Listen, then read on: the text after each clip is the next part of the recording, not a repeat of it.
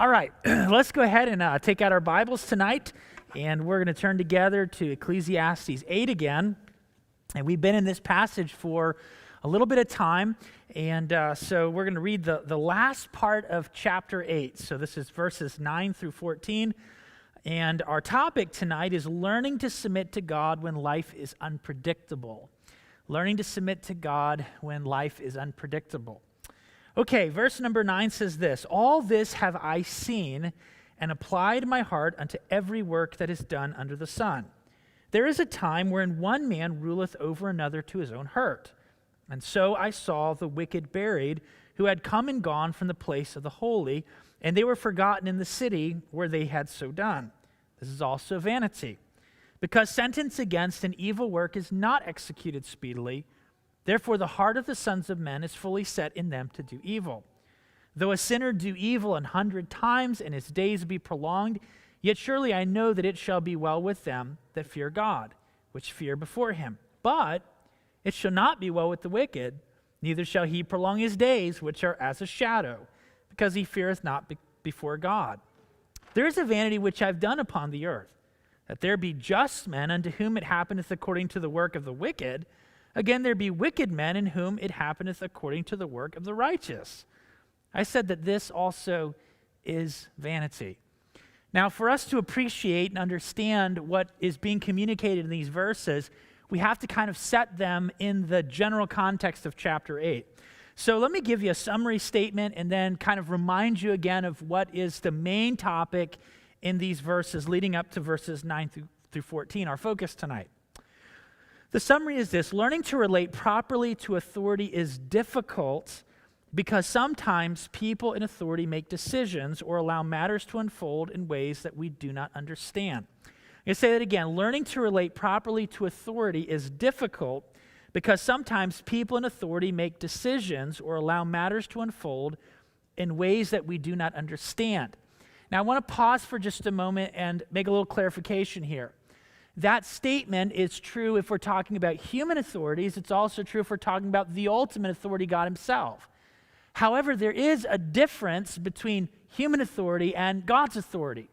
Human authority is being executed by a flawed individual. So sometimes the reason we don't understand the decision that a human authority makes is because nobody should understand it. It was a poor decision, okay? There are situations like that. Sometimes leaders make bad choices. They don't handle things the right way, okay? As a mom, I'm sure that you've handled every single situation correctly in your home, right? Not a chance, okay? As a dad or as a husband, I'm sure you've handled every single situation correctly, right? Not a chance. As a pastor, I'm sure I've handled every single situation correctly, right? Wrong. As human authorities, we are flawed people. We make decisions sometimes and we're wrong. But I want you to realize something. God makes decisions sometimes that we don't get too. In fact, he does it a lot. And God's never wrong. So sometimes this concept of struggling with authority isn't just about the authority making a poor choice. Sometimes it's actually about us. It's about our willingness to submit to God's structure.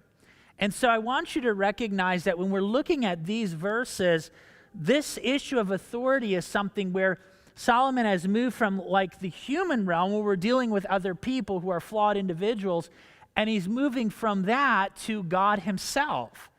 You know how many people don't believe in God? They're agnostic, and it's got nothing to do with them rationally coming to the conclusion that this kind of a world could never be created by a real God. It just has to be random chance that created it. You know how they often come to that conclusion? It's not reason. It's bitterness. And the bitterness is against God. There's something in their life that didn't flush out the way that they believed it should have, where they witnessed some event that they could not make sense of. And all of a sudden they began to go, if that can happen in this world, then there's no way that I can accept that this world was created by God, and that he is good, and that he's all wise, and that he's all powerful. And so at the root of that rejection of God is a bitterness because we've seen situations we can't make sense of. What's interesting is that these verses really fall into that frame of mind. So when I talk about authority in these verses, and we talk about how relating to authority is hard because sometimes we don't understand the decisions that are made or the way things are going to be allowed to unfold, I want you to think in the context of our relationship to the highest authority, God himself. He is sovereign, he is good, he is all-wise, he is just, and even if we can't make sense of what he allows, he still is those things. So God wants us to be a people who submit to him in humility when we see difficult matters unfold. And in these verses, we're going to see examples of difficulties that Solomon observed and that, we observe them as well. And really, some of the things we're going to talk about today are some of the very things that people will allow to create this root of bitterness in their heart toward God, and ultimately they'll create God in their own image, or they'll reject him as he is and say, I don't believe in him. I'm agnostic. I don't know. So let's dig into these contents. First of all, an introduction. Let's remember the flow of chapter 8. The first section in chapter 8 talks about how we are to wisely relate to human authorities. And he talks about the example of someone who is a king. They're in a high authority. How are we to relate to a king if we are in the position to be an advisor, or if we're under their jurisdiction, but we're supposed to actually give input? That is the question that is answered in the first several verses. And so he talks about the wisdom of relating to a king. From that, he moves into the second section where he talks about relating wisely to the highest king, the highest authority, and that is God himself. Now, whether we realize this or not, verses 9 through 14 are really connected to that particular matter, because what he's going to do is he's going to give illustrations or examples of the kinds of things that when we look at them, they perplex us, they frustrate us, we can't make sense of them. And he says, those are the kinds of things that trip people up. These are the kinds of things that cause people to become bitter and frustrated and angry at God. And they refuse to submit to his authority. These are examples of the kinds of things that cause us to stumble. And so this section recounts 4 examples of difficult circumstances that we all encounter or will encounter in life that are hard to work through in our minds. And I know as we read these, we'll go, yeah, I've seen one of those. Yeah, I'm dealing with that right now. I'm struggling with this. So let's move through them one at a time. The first example that's mentioned is found in verse number 9. I'm going to read the verse and then tell you what exactly it's saying. Verse number 9, it says this, all this have I seen and applied my heart unto every work that is done under the sun. There is a time wherein one man ruleth over another to his own hurt. Now you might say, what exactly is Solomon getting at in this verse? I'm going to give you a very simple statement. It's authority that goes bad. When authority goes bad, it causes us to stumble. Now, when I talk about authorities going bad, I could be talking about your dad. I could be talking about your mom.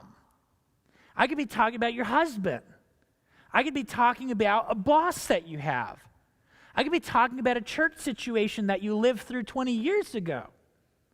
There are lots and lots of different ways that we have authorities in our lives that when we watch these people, they let us down, they frustrate us, they discourage us, they weary us, and because of that situation that we've observed, we can't make sense of it, and it's something that really plagues us. It's like this ball on this chain that we drag through life that we can't make sense of, and often it comes up over and over and over again in our lives. So when I can't make sense of this in one area of life, it might be something I grew up with. Sometimes it affects my marriage. Sometimes it affects my relationship to my kids when they're little or maybe when they're grown. Or sometimes it affects my relationship to somebody in spiritual authority. Maybe it affects my relationship to a boss. But because of that situation that I had in the past that I did not resolve in my mind, biblically, I struggle. But the struggle isn't ultimately with the person or the people or the institution that we saw. It's actually with God's willingness to allow it to unfold as it did. That's often where the struggle lies. Let's talk for a few minutes about this verse. Now, this verse is an interpretively challenging verse. What I mean by that is there are a couple different ways that you can go in your explanation of these verses. And when I say there's a couple different ways you can go, what I mean is you can legitimately go more than one way when it comes to this particular verse. So let's talk about the two different ways you could look at this. And I will mention this. In the two different ways you can go with this verse, the principle is the same in both. So there's some uncertainty about how to understand the statement, and let's dig into the details a little bit tonight. First of all, we need to think about the word ruleth, okay? Now that word ruleth could actually be looked at as a term that talks about a domineering kind of a ruling, or it could be just referring to the fact that there's authority structure. I'll give you an example of this. In Genesis chapter 2, and then in chapter 3, when Adam sins and Eve sins, God gives this instruction, or he talks about the fact that the world is going to be cursed. And he talks about the curse to the world, he talks about the curse to the serpent, he talks about the curse to Adam, and he talks about the curse to Eve. Okay? And so when he talks about the curse to Adam, he focuses in on the realm that Adam is primarily working in, which is what? It's the field. Okay, so when Adam goes into the field, thorns and thistles are going to come up. You're going to work by the sweat of your brow. You're going to be tired. You're going to be exhausted. So the curse is because sin's now in the world, you're going to get weary. You're going to get worn out. You're going to get frustrated. And in that relationship, what you're doing that God's given you, there's going to be a lot of frustration involved with that. So the job that God gave Adam wasn't a bad job, but there's frustration that's connected to that because it's a fallen world. Now, when he talks about Eve, hers is a little bit different. He talks about the pain or the sorrow that's associated with child rearing or childbearing. He says, in sorrow you'll conceive, and then he talks about her relationship to her husband. He says that the husband is going to rule over you and your desire will be to your husband. Now, that's a really interesting statement. If you're to dig into it in the original language and think about what it's saying, he's basically saying this. This relationship between husband and wife, which is a good one, okay? The authority structure in the home is something that came before the fall. That authority structure is now going to have pressure put into it because of sin. A wife is a sinner. A husband is a sinner, right? We're both sinners. So that means when there's conflict in the home as a husband, I'm often contributing a lot to it. And you know how I tend to contribute to the problems in my home? And probably you do too, men. We tend to be a little bit too domineering. So we are in the position of authority, but we abuse that authority because we're fallen people, we're sinners. And you know how women often contribute to the problems of their home? They try to take the authority that God's given to their husbands. And so when it says your desire will be to your husband, the idea is you're going to want to take his role. And husband, you're going to have a tendency to dominate in your role. Now, when he uses this word rule here, he could be using it in the sense of simply an authority structure, or he could be talking about the fact that a person is domineering in the way that they're doing it. And what's interesting is that the way that this is translated in the Septuagint, which is a Greek translation of the Old Testament, is it uses a word that often is referred to as a domineering. So it's not just about authority structure, it's about domineering. So when the verse talks about a person ruling over another, he may simply say he's in authority, or he might be saying he's a domineering person, okay? Do you see how there are those two different possibilities there? And I'll give you an example of the harsh sense. Luke chapter 22. Verse 25, it says this. He said unto them, the kings of the Gentiles exercise lordship over them, and they that exercise authority upon them are called benefactors. But you shall not be so, but he that is greatest among you, let him be the younger, and he that is chief as he that doth serve. And so what's very interesting is what Jesus is referring to here is he's saying, when people are in authority, they tend to domineer or lord it over the people that are under them. And he says, if you're to be a godly leader, that's not how you're to lead. You bear responsibility as an authority person, but you're supposed to serve. So what you see in those verses are the tendency within a fallen world to domineer when you're in authority, and how God wants you to be serving when you're in a position of authority. Keep that in your mind, because there's a second word or second phrase that's very important here. And that is the phrase "to his own hurt." To his own hurt could be referring to the one exercising the authority, or it could be referring to the one that's under the authority. And by the way, if you look at it in the original languages, it's very difficult to determine if, when it talks about the person that is to his own hurt, if it's talking about it being the leader who is getting hurt by his authority, or if it's the people that are under him. And you might say, well, that's really easy to figure out, because we all know that when people are in authority, they tend to hurt the people that are under them, not the people under them tend to hurt the people that are over them. But that's not true. That's absolutely not true. Any moms or dads in here that, though your kids are under your authority, they've broken your heart? Any moms or dads in here that stayed up hour after hour after hour, month after month after month, and you're absolutely worn out because you are taking care of these children? Anybody ever been a boss that's trying to manage people that are very difficult and frustrating to work with? The fact is, sometimes the authority is the one who gets worn out, not the one who's under the authority. But it goes the other way too. In other words, in a fallen world, there are times that the person who is in authority domineers those who are under them, and they are abusive, they are harsh, they are cruel, they're vindictive, they crush the people that are under them. But then there's other situations where the people that are under authority, they weary and they wear out the one who's in authority. I'll give you an example like this. Anybody ever notice the way a president looks when they go into office and the way they look when they leave office? Anybody remember what Bill Clinton looked like when he took office? He was a young-looking guy. Barack Obama? George W. Bush? Now, Joe Biden, I don't know what to say there. I guess it's not even been has it even been a full year? I don't know. I don't even know what to say there. Sorry, I'm going to get myself in trouble. But something happens to these people in office. They age. Why is that? Because there's incredible pressure that comes with that kind of authority. And so, moms, dads, being a mom or dad's going to wear you out. It is. So the question we should ask in our mind is, what exactly is Solomon saying? Is he talking about a person in authority that crushes people under him, or is he talking about the fact that being in authority is wearisome at times? And the answer is, it could be either one. We really don't know. So explanation one is that the irony, that this is ironic because the one in authority has the power. The power kind of ends with them, yet this person, as they execute this authority, as they manage a group of people, as they guide and as they do the work, it wears them down. And he says it doesn't make sense, because the one who's in authority shouldn't be the one who's wearied, right?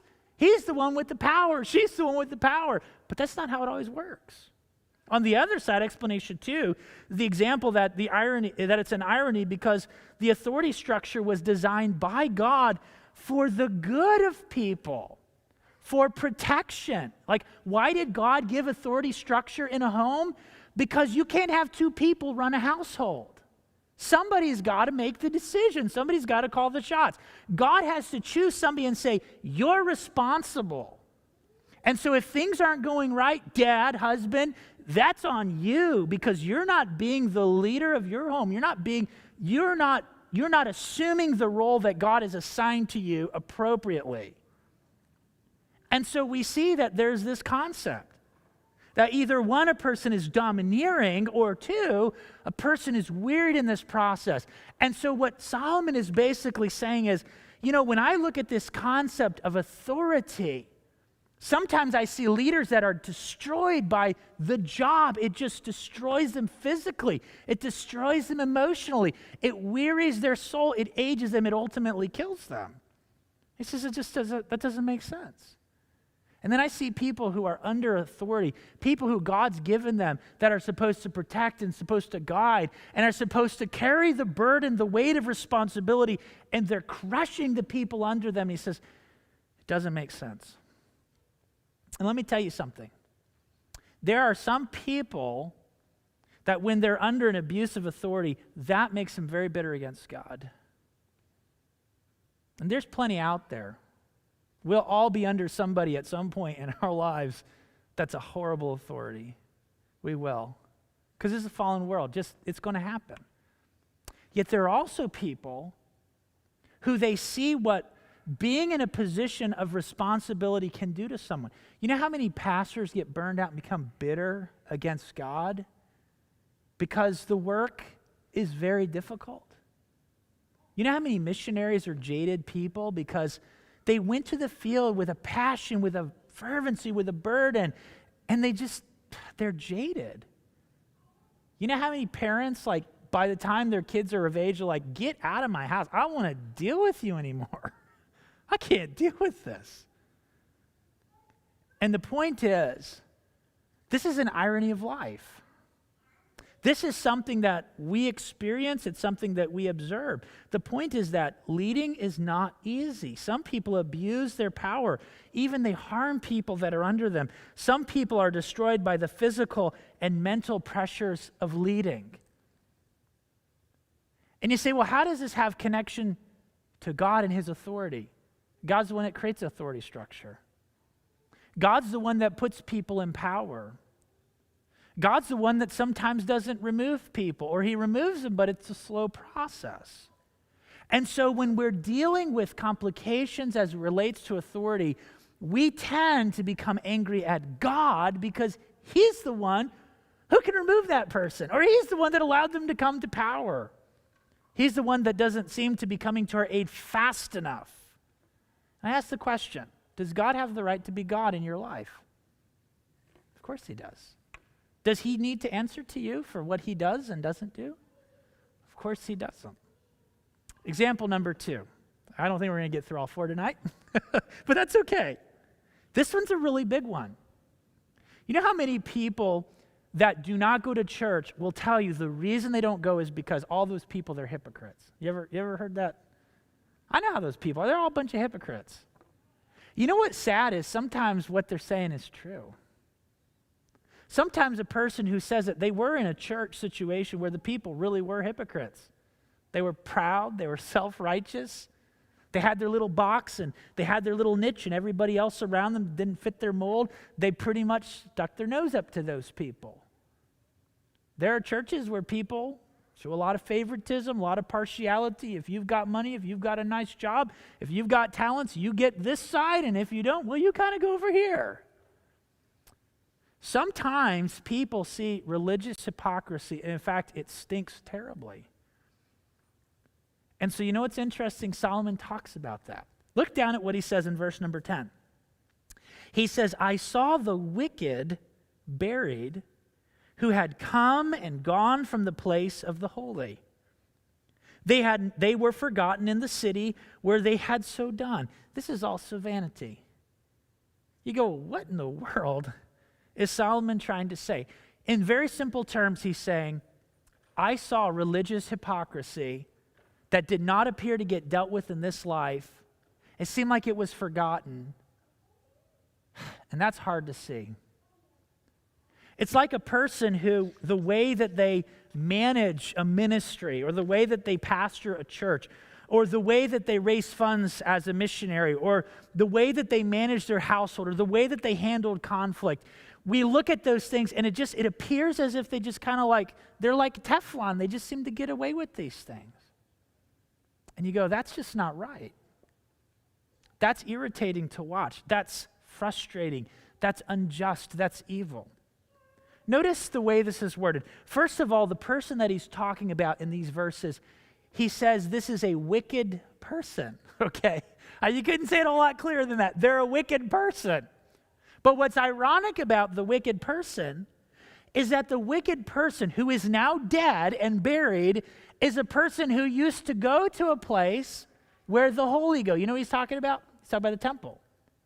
He said, and so here is this man or this woman, this person, that we all know they're a hypocrite. They go to the temple, they pay their vows, they do their sacrifice, they say their prayers, they give their alms, they play the part of a religious person.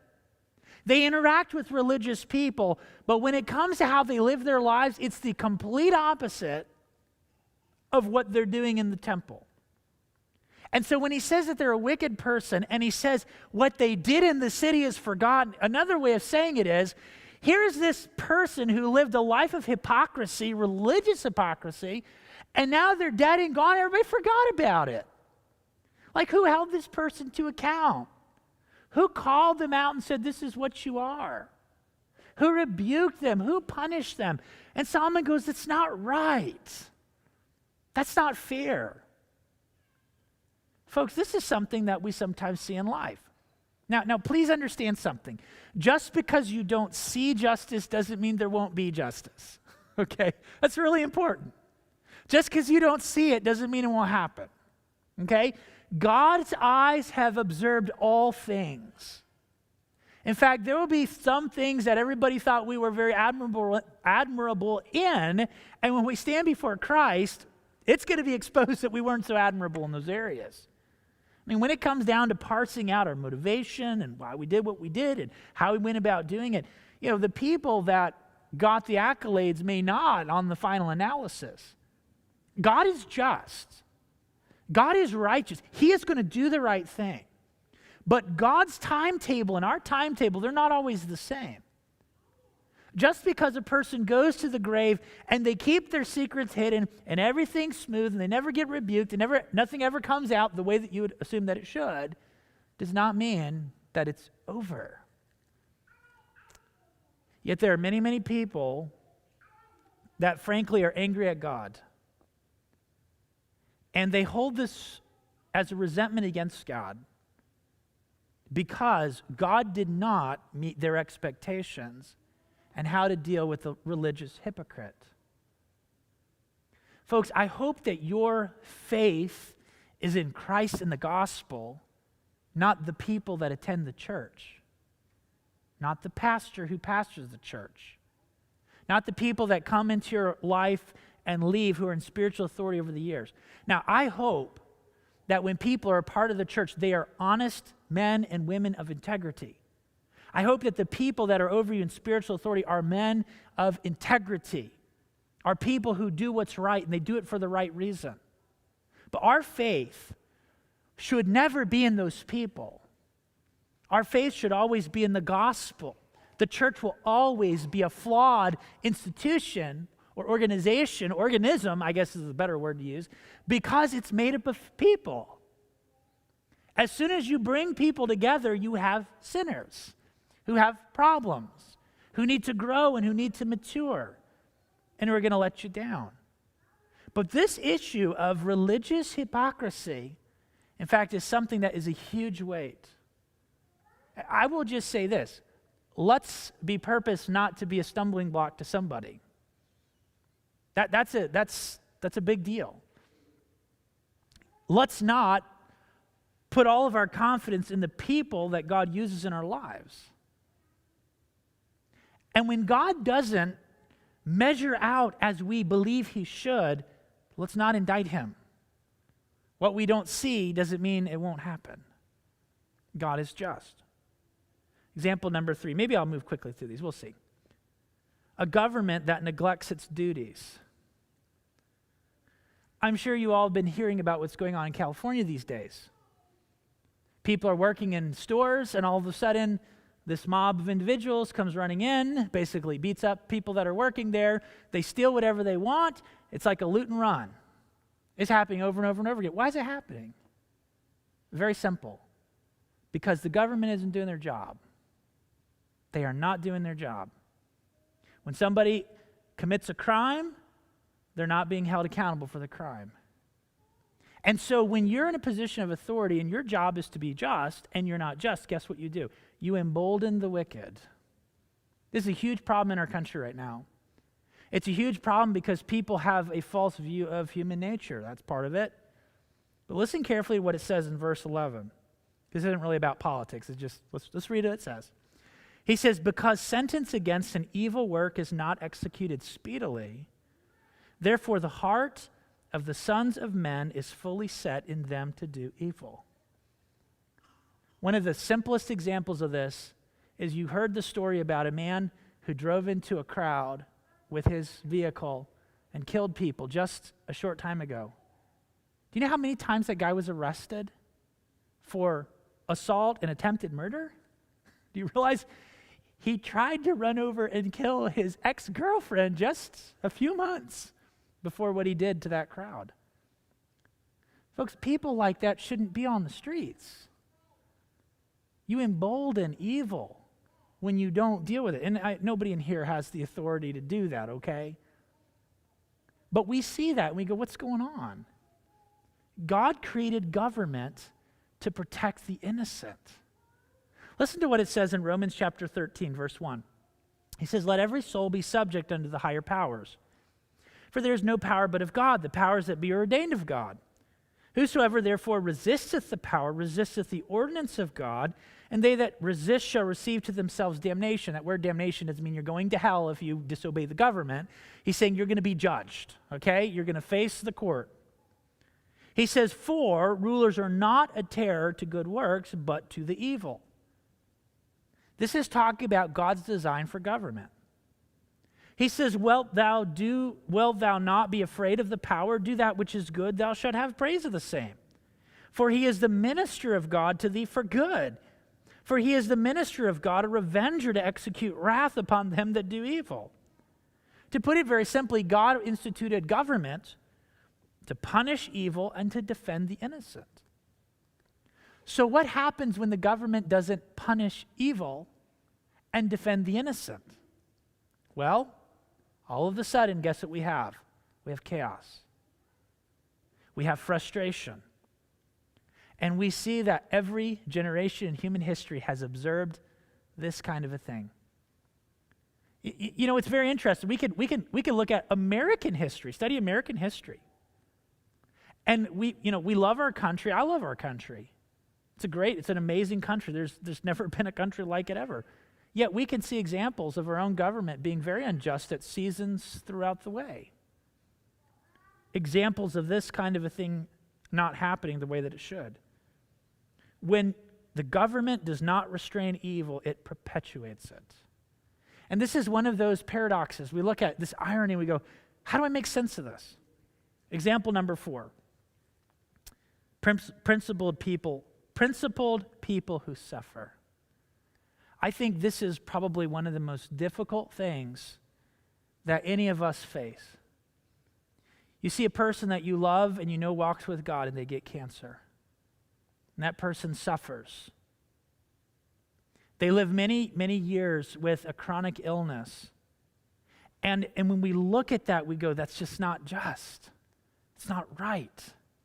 How is it that this person who doesn't care about God, who doesn't love the ways of the Lord, who lives in a way that is unjust and ungodly, how is it that God gives them good health and strength and they live to be 95 years old? And then here is this godly young lady or this godly young man, this person who wants to give their life to the service of the Lord, and they end up with a chronic illness and they're in pain and they're in suffering for all this time, and they die at a young age, or they don't die at a young age, but they live a life of suffering and difficulty. And we look at that and we go, that's not right. Listen to what he says in verse 12.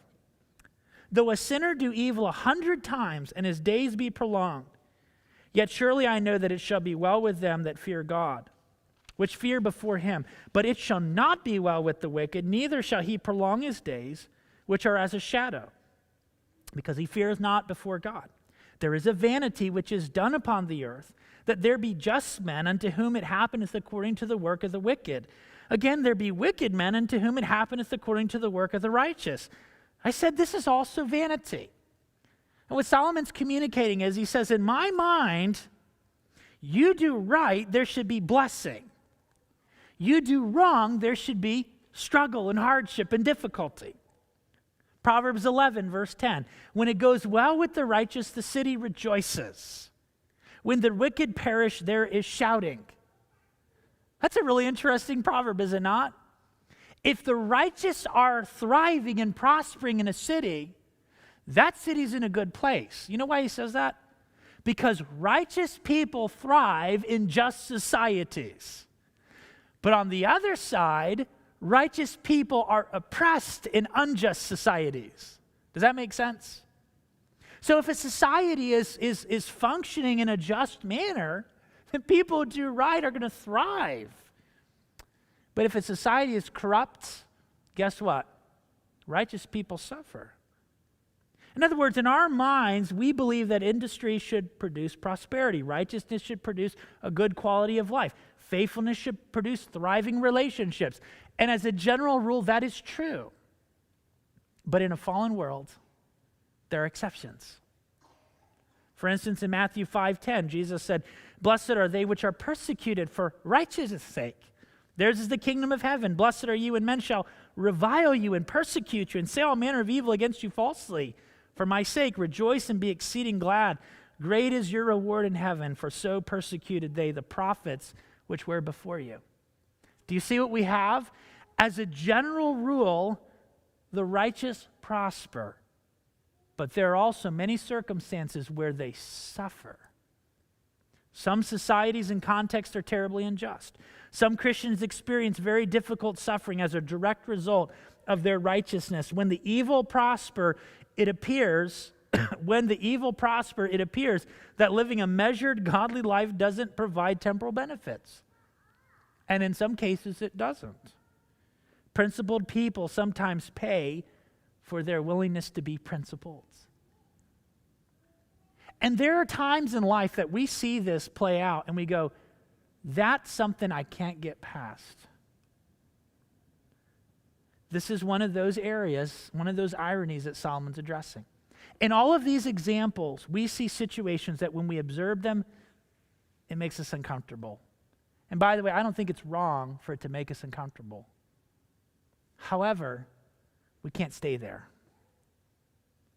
We've got to respond properly to God when we see these things. So you say, well, how should we respond to what we've seen here? Let me give you a couple of simple thoughts in closing. The first one is this, and I think this is a really important principle for us to learn in life. Recognize that life does not follow a rigid pattern or formula.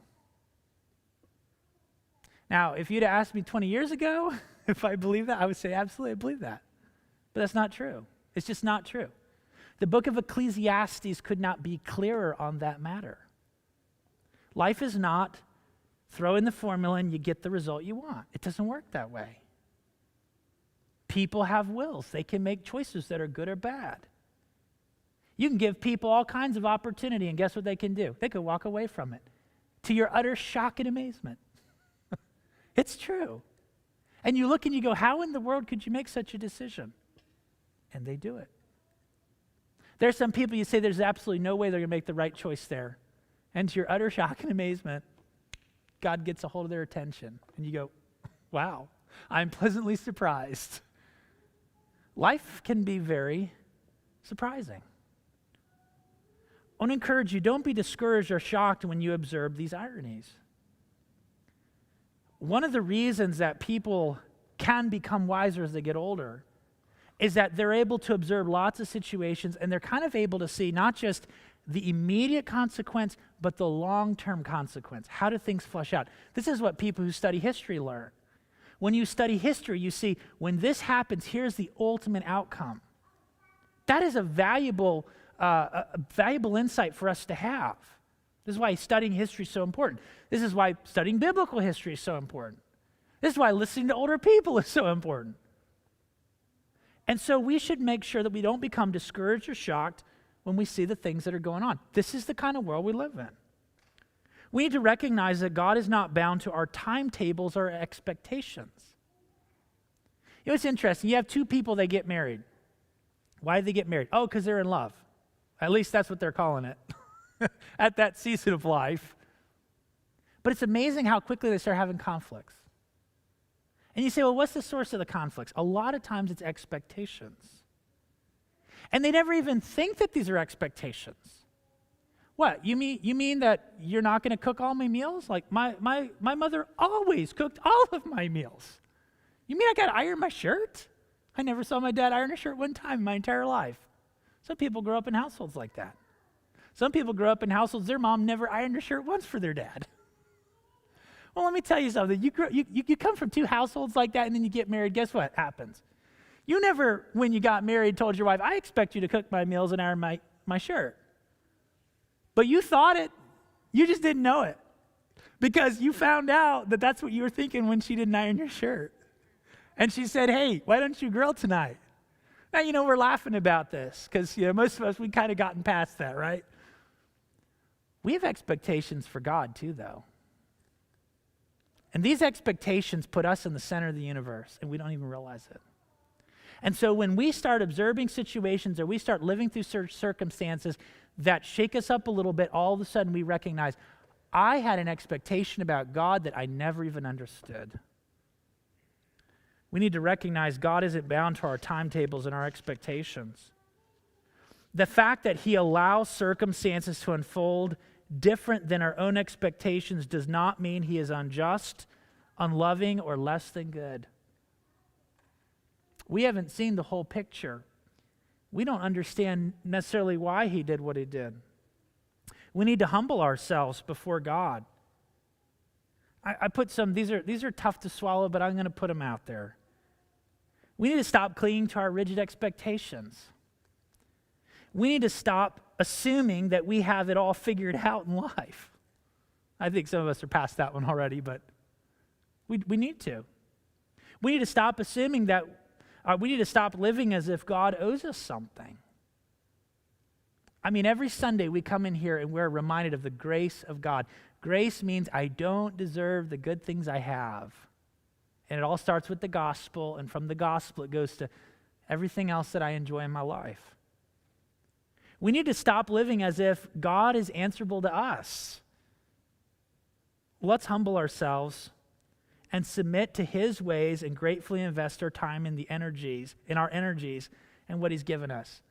A great example of this is what we looked at in the life of David. David was a super flawed guy in so many ways. But when it came to this issue of building the temple and God said no, when David was an old man, you know what he did? He said, I'm going to give all my attention to helping my son do what God said I can't do. And that's the way we need to live our lives. If God says no, accept it. And give all your time and energy to what He says, here's what I've got for you. I hope that these truths will encourage and help you. Let's bow for prayer tonight. Father, thank you for the time we've spent in the Bible. Help us to understand these truths. Help them to settle in our hearts. And I pray that the work that the Holy Spirit does through these things would not leave us, but it would continue to press into our hearts day after day for many, many months and years to come. We ask it in Christ's name, amen.